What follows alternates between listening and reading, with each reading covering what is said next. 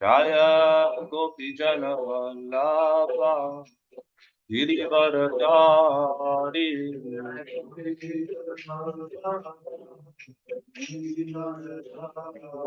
Yashodanandana Vraja Jana Ranjana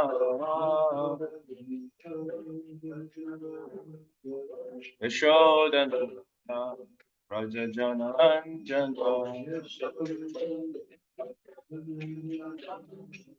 Yashodanandana Vraja Jana Ranjana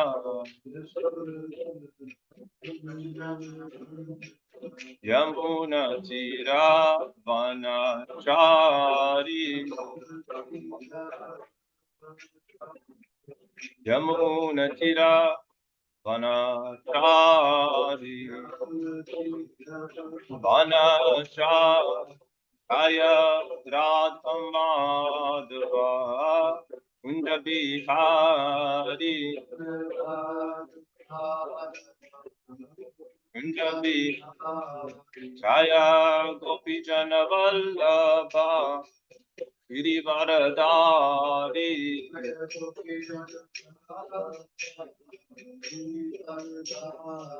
Yashodanandana Vraja Jana Ranjana Yamuna Tira Vanachari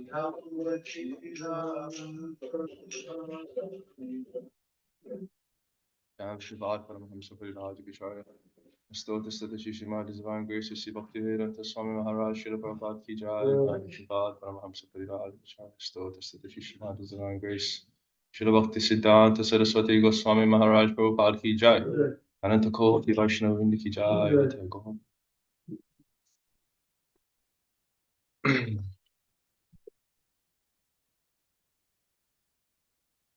Reading from Srila Prabhupada Lilamrita, chapter entitled Swami Invites the Hippies. Bonnie McDonald, age 19, and her boyfriend Gary McElroy, 20, had both come to San Francisco from Austin, where they had been living together as students at the University of Texas. Bonnie was a slight, fair blonde with a sweet southern drawl. She was born and raised in Southeast Texas, in a Baptist family.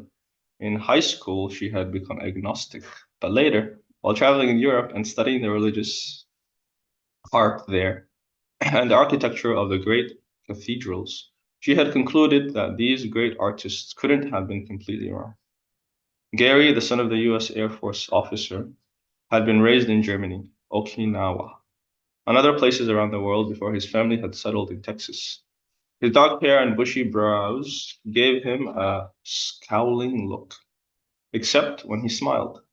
He was one of the first students at the University of Texas to wear long hair and experiment with psychedelic drugs. While taking LSD together, he and Bonnie had become obsessed with the idea of going on a spiritual search. And without notifying their parents or school, they had driven to the West Coast in search of someone who could teach us about spiritual life. They had spent a few frustrating months searching through spiritual books and amongst spiritual groups at Ashbury.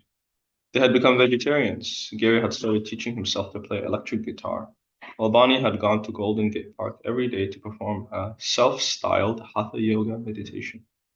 But gradually they had become disillusioned and had felt themselves becoming degraded from drugs. Srila Prabhupada ki. Om Namo Bhagavate Vasudevaya. Om Namo Bhagavate Vasudevaya. Om Namo Bhagavate Vasudevaya. Reading from Grantaraj Srimad Bhagavatam, 4th Canto. Chapter entitled Talks Between Narada and King Prachinabhari. Text 15 and 16. 29. 4, 29, 15, 16. Vaishasham narakam payur labdakondo tume shrinu Astapadopumam stabyam yukto yati karoti cha. Translation for text 15. When it is said that Paranjana goes to Vaishasha, it is meant that he goes to hell. He is accompanied by Lubdaka, which is the working sense in the rectum. Formerly, I have also spoken of two blind associates. These associates should be understood to be the hands and legs. Being helped by the hands and legs, the living entity performs all kinds of work and moves hither and thither. Text number 16. Antapuram cha hridayam vishuchirmana uchate tatra moham prasadam va harsham prapnoti tadgunai. Antapuram cha hridayam vishuchirmana uchate tatra moham prasadam va harsham prapnoti tadgunai. Antapuram cha hridayam vishuchirmana uchate tatra moham prasadam va harsham prapnoti tadgunai. Antapuram, private residence. Cha, and Hridayam, the heart. Visuchi, servant named Visuchina. Mana, the mind. Uchate is said. Tatra, there. Moham, illusion. Prasadam, satisfaction. Va, or. Harsham, jubilation. Prapnoti, obtains. Tat, of the mind. Gunai, by the modes of nature. Translation. The word Antapura refers to the heart. The word Visuchina, meaning going everywhere, indicates the mind. Within the mind, the living entity enjoys the effects of the modes of material nature. These effects sometimes cause illusion, sometimes satisfaction, and sometimes jubilation. Purport. The mind and intelligence of the living entity in material existence are affected by the modes of material nature. And according to the association of the material modes, the mind is habituated to go here and there. The heart feels satisfaction, jubilation, or illusion, according to the effects of the modes of material nature. Actually, the living entity in his material condition remains inert. It is the modes of material nature that act on the mind and heart. The results are enjoyed or suffered by the living entity. This is clearly stated in Bhagavad Gita. Prakrite kriyamanani vinaya karmani sarvashaha ahankara vimudatma kartaham iti manyate. The bewildered spirit soul, under the influence of the three modes of material nature, thinks himself the doer of activities that are in actuality carried out by nature. Srila Prabhupada ki jai. Om Jnanatimirandasya Vinanjanashalakaya Chakshurumilitam Yena Tasmai Shri Gurave Namaha. Jai Shri Krishna Chaitanya Prabhu Nityananda Shri Advaita Gadadhar Shivasadi Gaura Bhaktivinoda. Hare Krishna, Hare Krishna, Krishna Krishna, Hare Hare, Hare Rama, Hare Rama, Rama Rama, Hare Hare.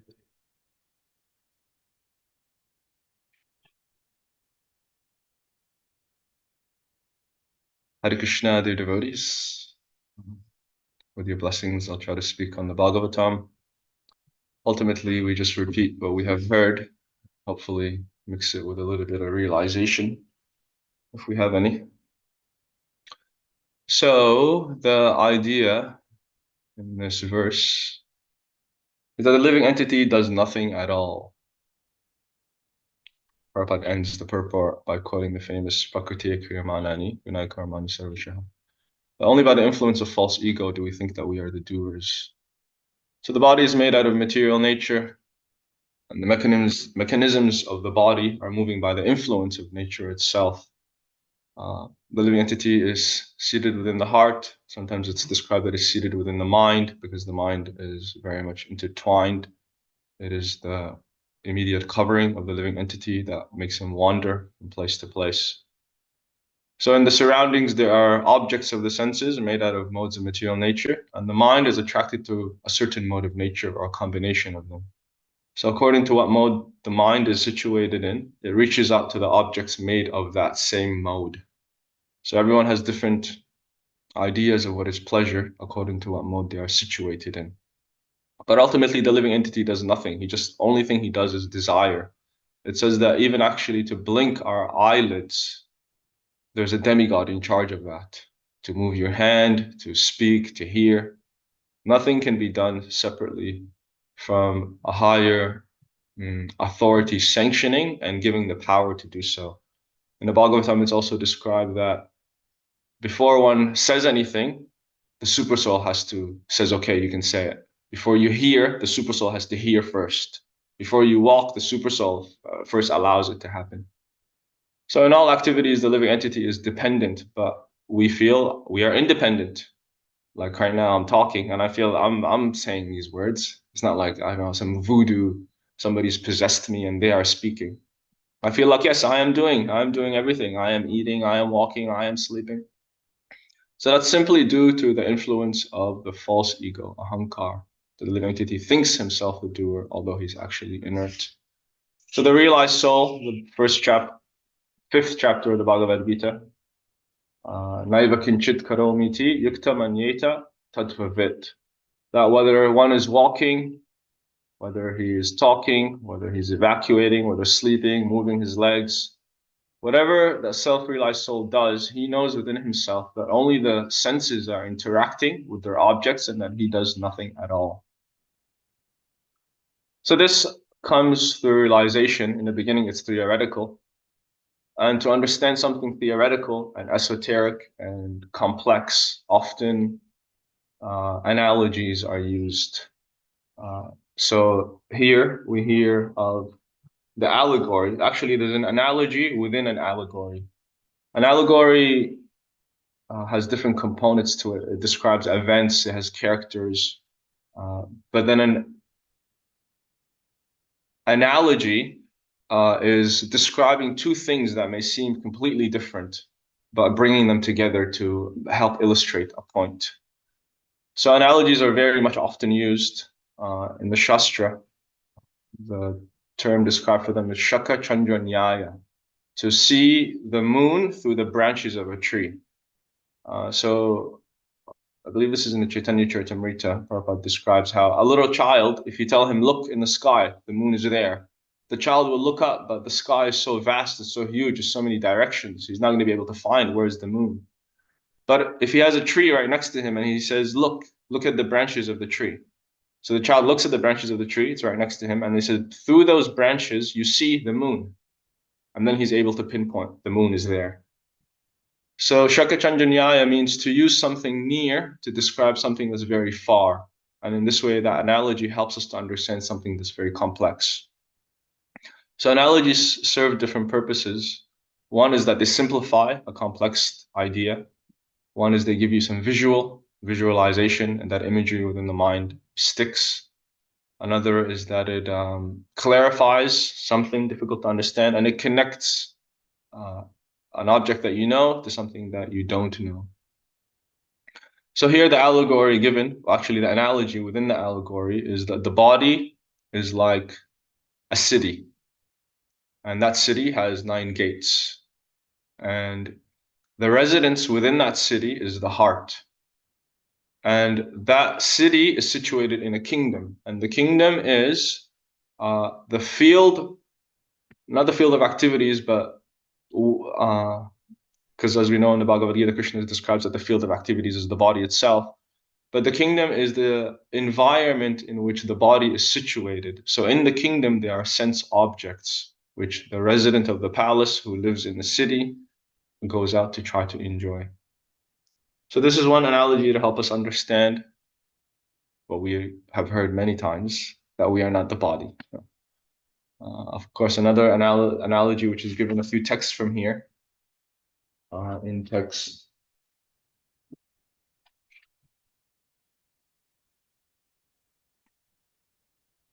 18 to 20, the analogy is given of the chariot, the body being a chariot. We know this from the Bhagavad Gita. There's a famous picture. Actually, the analogy is found also in the Upanishads. I believe that's its origin. And so the chariot of the body, the chariot has horses, which are the senses. They are moving around. It has the reins by which the horses are being controlled. That is the mind.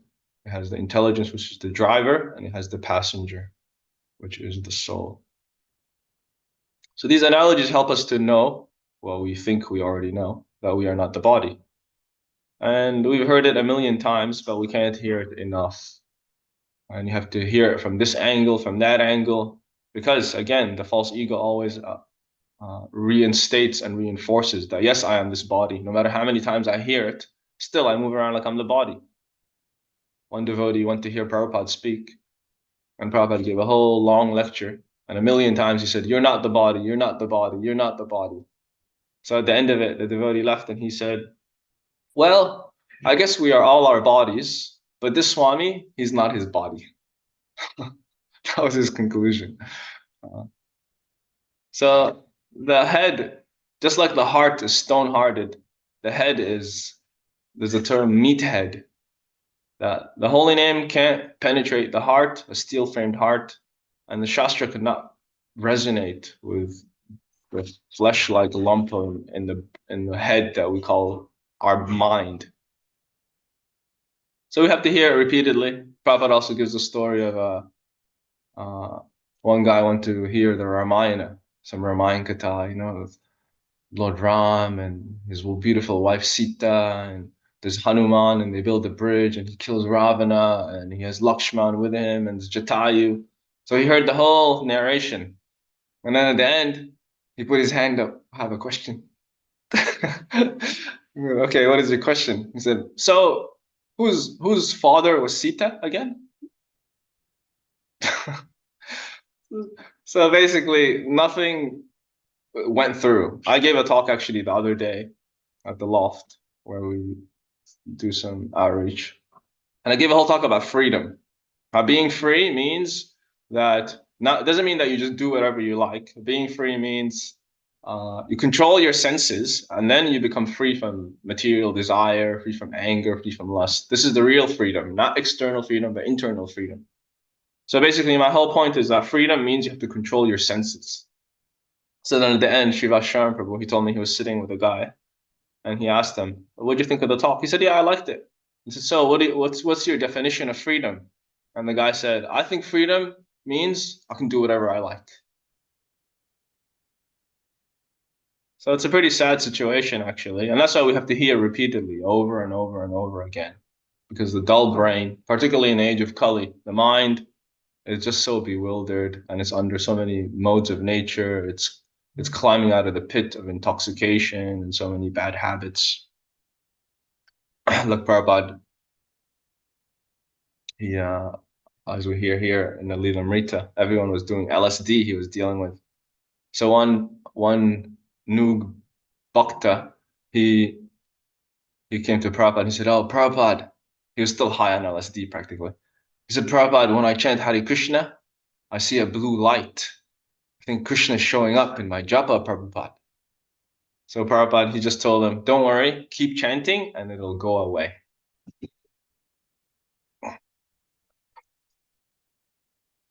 So it's the reality that to be able to clarify the mind, it takes some time. That's why it said actually that nobody becomes a devotee in one life. Basically, we have to hear that you're not the body. Lifetime after lifetime, you have to hear. Then finally, one lifetime, it clicks. And the result of understanding that we are not the body is that you live in a different way. You live like the spirit soul. So particularly in Western countries, to be able to give people an understanding of Krishna consciousness is very difficult.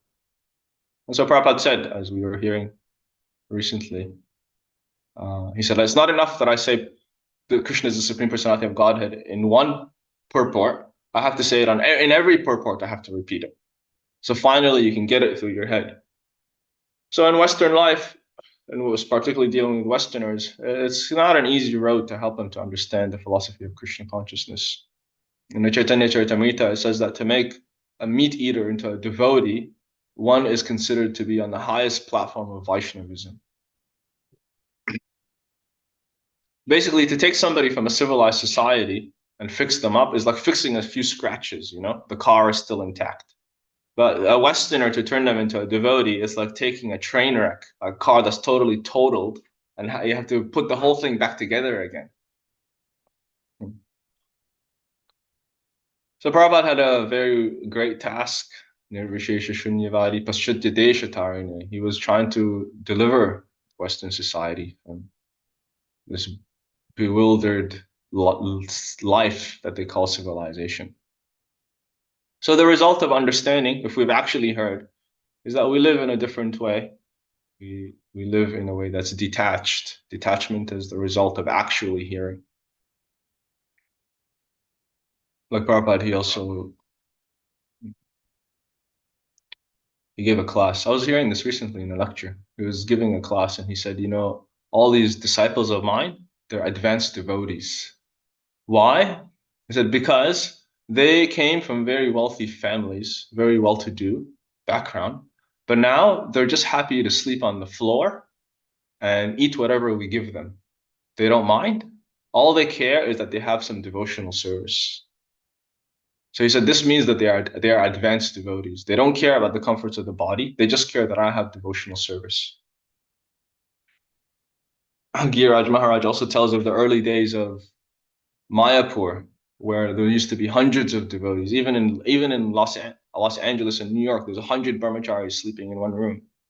So Giraj Maharaj says in Mayapur, it was hundreds of brahmacharis sleeping in a big hall. The temple room wasn't finished yet, and there were ceilings and fans in the ceiling. So at night, because it's so hot, the devotees would pick a fan and they will sleep underneath the fan, and everyone had their designated spot. This is my fan. I sleep under this fan. So he said one time a devotee told them that actually the Goswamis, they would sleep under a different tree every day. So then the devotees decided every day I'll sleep under a different fan. So it'll rotate. So was the spirit of detachment, the spirit that I'm Krishna's servant.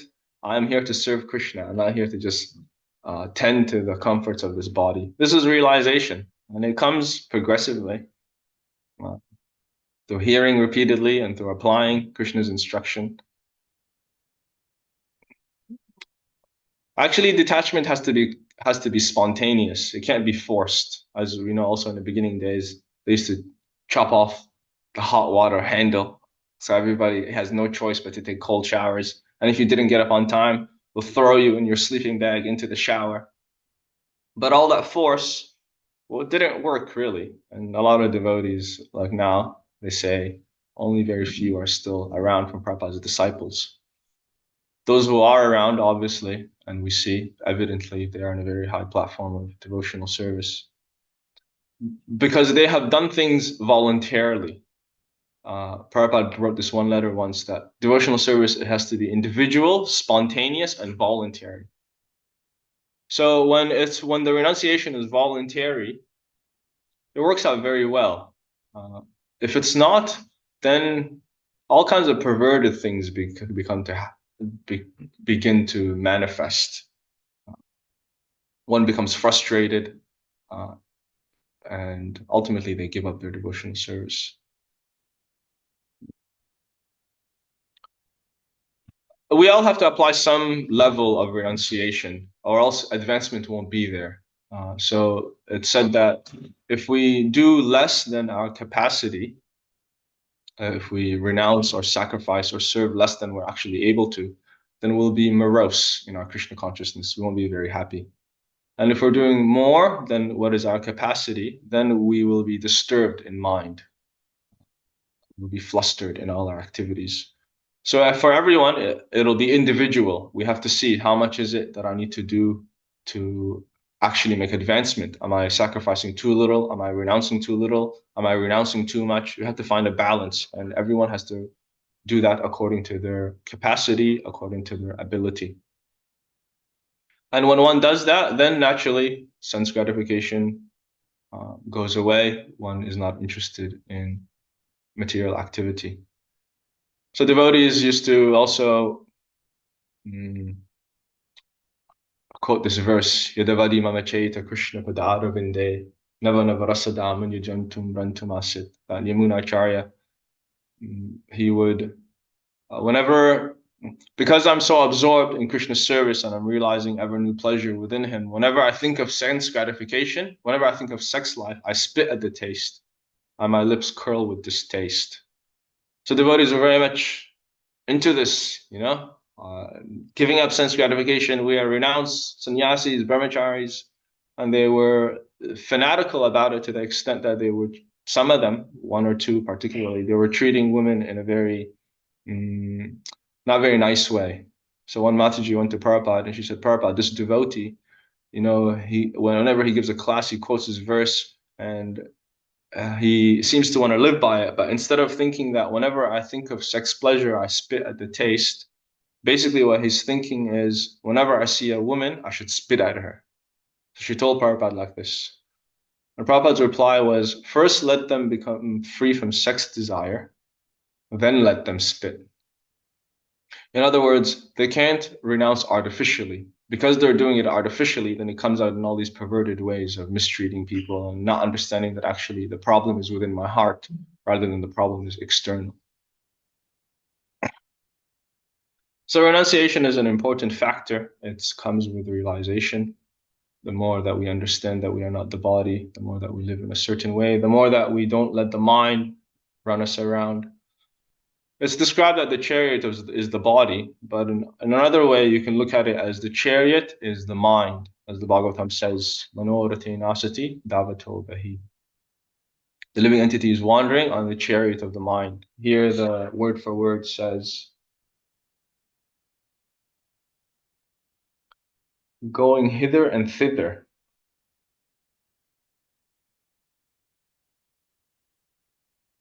Is it?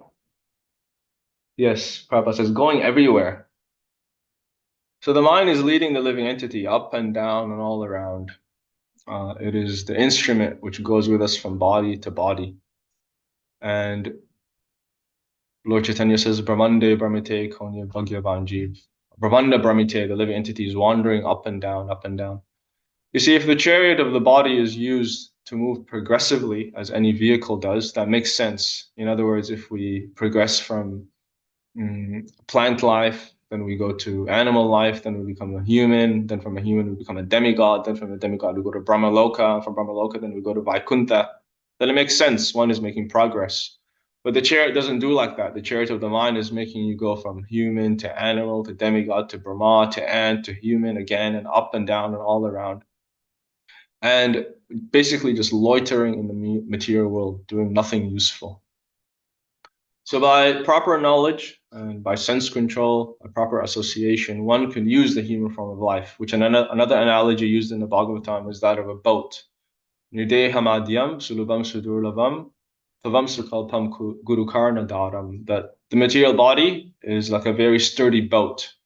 And the captain, Gurukarna daram, he is the guru. And the favorable winds are Krishna's instructions. Krishna's mercy allows this body, which is like a boat, another analogy, to cross over the ocean of material existence where the jiva has fell. So this is the mission of the human form of life. It's not an easy one. It takes many lifetimes to be able to perform. And therefore we have to be cautious in all our activities, or else the mind will become our enemy rather than our friend. Uttama Atmanam avashadayat atmevahiyat manobandur atmevaripur atmana. The mind can be the friend of a living entity or his enemy as well. Unfortunately, it's our enemy. At least I can speak for myself. Bhaktivinoda Thakur says that the mind is a non-Vaishnav. And Bhaktisiddhanta said that in the morning you should beat it with a shoe, and at night you should beat it with a broom. In other words, never put complete faith in the mind. Always be very vigilant. Just like a wild animal, when it's tamed, one doesn't think that's it. One is always cautious about how to deal with it. So these are some thoughts. Mahaprabhu has taught renunciation. That was his main thing. It's described in some places that Mahaprabhu had two teachings. Worship Krishna, who is Swayam Bhagavan, the original form, and give up sense gratification. Vishaya chadiya se rasi majiya, mukhe bolo hari hari. So Mahaprabhu's main thing was renounce material life. It is not beneficial for you. In all his activities, he was demonstrating that in his instructions to Raghunath Das Goswami. Don't eat lavish food, don't dress very opulently, don't talk like people in general. Although he knew that Raghunath Das Goswami was very elevated in consciousness, very liberated, still he instructed him for the benefit of everyone. He told him, your uncle and your father, although they're very wealthy billionaires, they're like two worms in stool. Mm. Mahaprabhu also, his devotees would they would try to give him all kind of comforts, and he would reject them. We know of Jagadananda Pandit. He at one point, Mahaprabhu at night, he would experience ecstatic symptoms, and his body would become very thin, and he would lay down to sleep in the Gambira. But because his body was very thin, he would be pained by sleeping on the hard floor. So Jagadananda Pandit made a bed for him out of straw and also a pillow. Mahaprabhu rejected it. At another point, Jagadananda, he was in Nadia. I think he went away with the devotees for some time. He was staying with Shivananda Sain. And so he made all this fragrant oil for Mahaprabhu. And he brought it back with him when the devotees came back to Jagannath Puri. And he gifted it. He gave it to Govinda. He said, please give this to the Lord, massage it on his head. It'll reduce the imbalance of the elements, kapha and pitta. And so Govinda, he tried to offer this to Mahaprabhu. Mahaprabhu said, I cannot take this. This is not fit for a sannyasi. He said that, or maybe it's in the purport, that three things are not fit for a renunciant: ghee, mustard oil, and scented oil, floral oil. So he said, I can't take this. Uh, tell Jagannatha Pandit to give it to the temple. Let him burn it in the temple of Jagannath, and then all his endeavor in making this oil won't be futile. It won't go in vain. So after about 10 days, Govinda asked him again, Jagannatha wants you to take this oil. Mahaprabhu, he said, I can't take this. You know, if I walk down the road and people smell this on my head, they'll think I'm a tantric sannyasi, that I keep a whole lot of women with me. I'll be ridiculed for putting this on my body. So accepted, Mahaprabhu was not going to take it. He renounced it. It's not fit. And then Jagannatha Pandit came one day and Mahaprabhu said, I know you're upset with me, not accepting this oil, but you just give it to the temple. That'll be the best use of it. And Jagannatha Pandit, he took the oil, he said, he smashed it on the ground. He said, I don't know what oil you're talking about. This pastime is very wonderful. It exemplifies different things. One is the love of the devotee, and one is the renunciation of Mahaprabhu. So Vairagya Vidya Nija Bhakti Yoga, Mahaprabhu is teaching renunciation.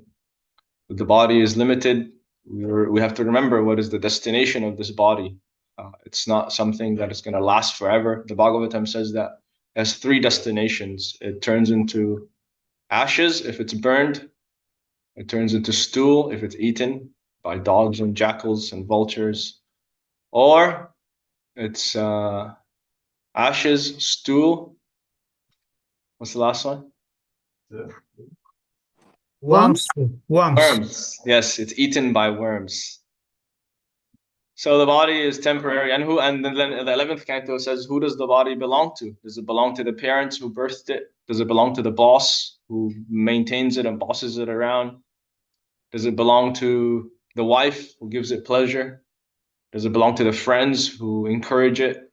Does it belong to the soul? Does it belong to the fire that burns it? It's not our property, actually. So I think I'm this body now, and then when I go to another body, I just associate myself with that body. There's two energies of the Lord: the covering, avaranatmika, and prakshepatmika. So avaranatmika, it covers the living entity from understanding that they are not the body. And then prakshepatmika, it throws, even if they understand, it makes them forget. It throws them down. Prabhupada says that this prakshepatmika shakti, it tries to convince you not to become a devotee. So currently, I think I'm this body, but then when I take another body, I'll think I'm that body, and I'll forget totally about this identity. So if you insult me now, I'll take it very seriously. But when I take another body, I hear Vrndavana Madhurya being insulted, and I can care less. I just think that's his problem. So this is the situation of material nature. It's a precarious, illusory condition, and only through repeated hearing understanding the realities of the world, can we become detached from it. So thank you, everyone. And if anybody has anything to ask or add.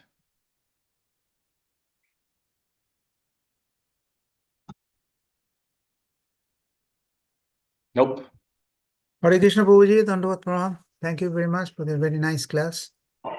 Thank you, particularly bringing out initially you have made it to try to distinguish what is analogy and what is allegory.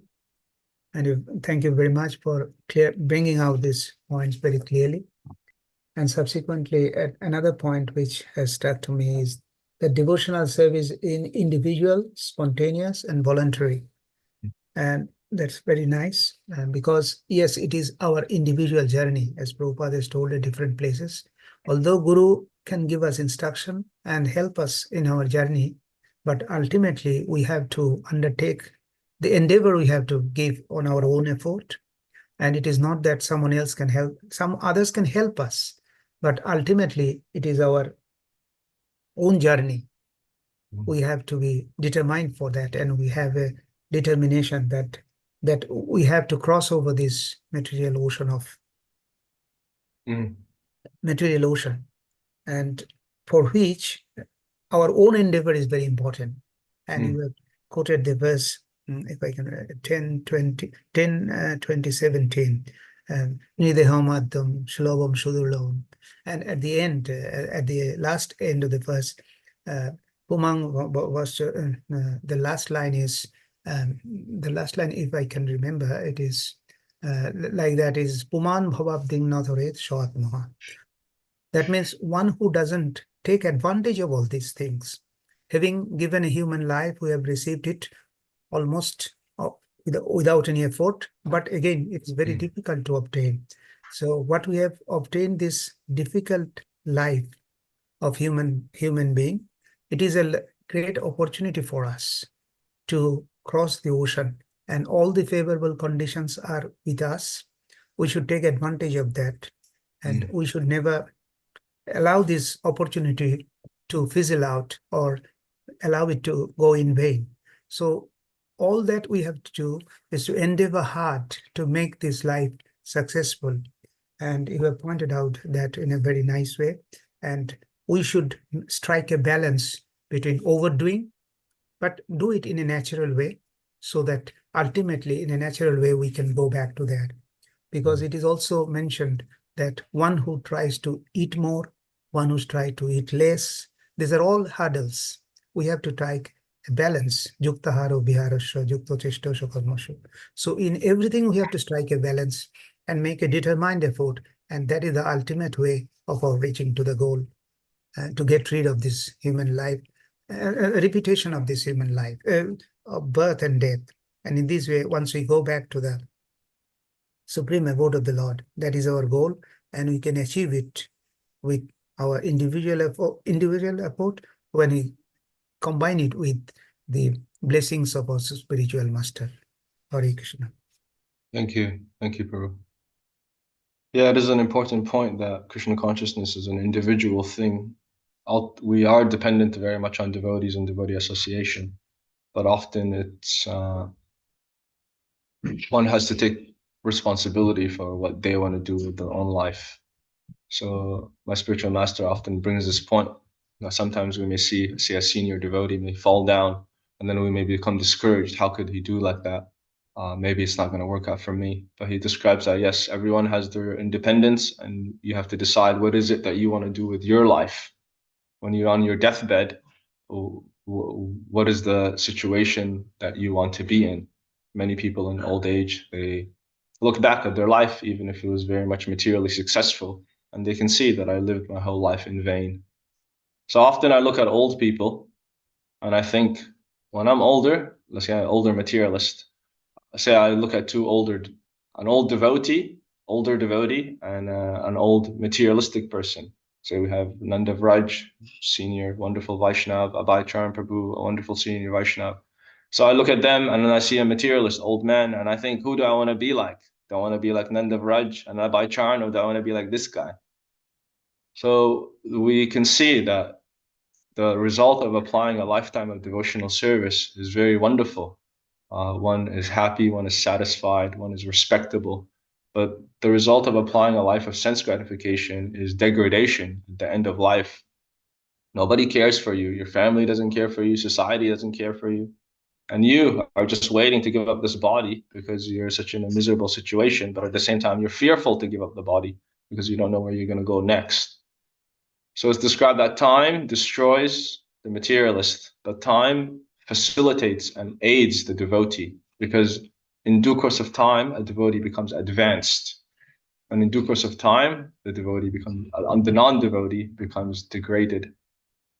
So time is going to affect all of us. And in due course of time, where do we want to be is an important question.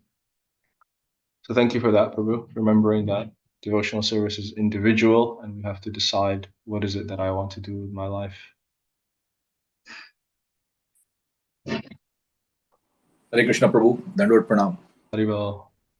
Thank you so much for your wonderful class and realizations and your points as well. So I think one point very nice, what struck me was you said it's a journey of several lifetimes. It's not just one lifetime, several lifetimes. So in this context, I was just saw in the news where even the Dalai Lama himself, he's saying like, I will know later, like how, like where I will take rebirth. He himself is saying like that. So when you say when the Lord says in the 8th chapter that at the time of death, who remembers me he will come back to me. So should we understand that as that he will give us a better opportunity in the next life to come back to him? Like he'll make us progress in that direction through the lifetime. Is that? So I just wanted to clarify that, Prabhu. Well, in different places, yes, it's described that it takes many lifetimes. Prabhupada says that. But then we also hear what seems to be a contradictory statement. Prabhupada says, make your life successful in one life. So I guess your question is, which is it? Is it many lives or is it one life? I think the Shastric point is that it's many lives. For Prabhupada and Bhaktisiddhanta Saraswati, they understand that they are preaching to some devotees who have already done a few lives of devotional service. And so for those devotees who have come to the level where they can do it in one life, then they are encouraging them, make your life successful now in one lifetime. So they're speaking to a certain audience and they tell them that you've done devotional service previously, and now in this life you have the opportunity. Because we may have done some Agyata Sukriti and some devotional service, say for 8 lives. And then we could have went back 3 lives ago. But we're thinking, oh, just one more, and we stick around. So I would think, this is my philosophical speculation, that they are speaking in a way to encourage devotees that, yes, you can do it in this life. So finish up your business now. Does that answer your question, Prabhu? No, thank you, Prabhu. No, that clarified it. Thank you very much. Yeah, as we were hearing Subhag Maharaj recently, he was saying that, he was telling a pastime where the Supreme Lord came to a devotee and he said, okay, I'll take you back to Godhead now. Let's go, ready to go.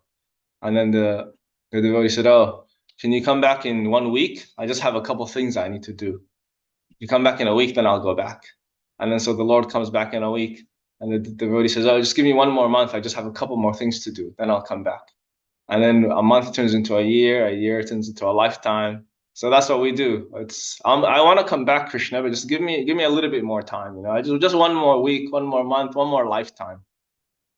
So as Prabhupada says in the first canto, Krishna wants us to come back more than we want to. We have so many things we want to do here. And then comes the misconception that as a devotee, I have knowledge. I can maneuver around in the material world very nicely. So actually, I can enjoy better than the materialist. Like we hear, a billionaire, he has money, but he's not very happy. But we think if I had $1 billion, he's just less intelligent. That's why he's not happy with his $1 billion. But if I had $1 billion, I'm very intelligent. I would know how to do it, how to maneuver around with it. So the mind has these tendencies to want to remain here in the material world, and that has to be uprooted.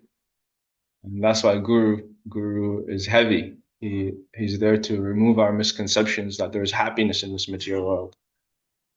There's no happiness here. Sometimes it's described that there is happiness, but it's just like a drop of water in a desert. So a drop of water in a desert, yes, it is water. So in one sense, yes, there is happiness here, but it's not enough to satisfy our thirst. It's not enough for what the jiva wants. So this is illusion. Again, this is prakshepatmika and avaranatmika, the illusory energy of the Lord, that even if you want to go back to Godhead, it convinces you not to. It convinces you to stick around here and do a little bit more so you can become happy. Okay, Prabhus, I think we'll have to stop here. Thank you very Thank you very much. much. Thank you very much. Srila Prabhupada ki jai. Vanchakalpatarubhyascha कृपासिन्धुभ्येव च पतितानां पावनेभ्यो वैष्णवेभ्यो नमो नमः। अनंतकोटि वैष्णव वृंद की जय। His Grace Vrindavan मधुर प्रभु की जय। शिला प्रभुपाद की जय। गौर प्रेमानंदे हरि हरि बोल। All greetings to assembled devotees. Hare Krishna. Thank you, Prabhu. Hare Krishna. Thank you, Prabhu, for such a wonderful class. Hare Krishna, Prabhus. Thank